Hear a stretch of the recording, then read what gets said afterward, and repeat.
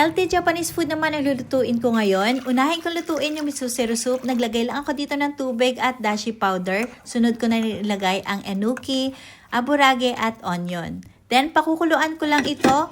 Then balikan natin ito mamaya. Nabili ko tong fish fry sa supermarket. Then kapag mainit na mantika, piprito na natin ito. Dito sa Japan, sa mga supermarket, marami kang mabibili na ready to fry ng mga pang-ulam. Kaya hindi ka na mahihirapan pa. Tamang-tama at kumukulo na rin to. Ready na natin ilagay yung miso paste. Kinagamitan ko ng strainer para mas madali. At lagay na rin natin yung negi. Luto na po itong ating miso zero soup. Then balikan na natin yung ating priniprito. Tamang-tama at naprito ko na rin lahat. Mag-plating na tayo. Lagay ako dito ng lettuce at cucumber slice. Then ilagay na natin yung fish fry natin. At maglagay na rin tayo ng kimchi ragubo. At ilagay ko na rin sa ibabaw ang tartar sauce dito. Sobrang sarap nito. Then eto yung ating masarap na miso soup.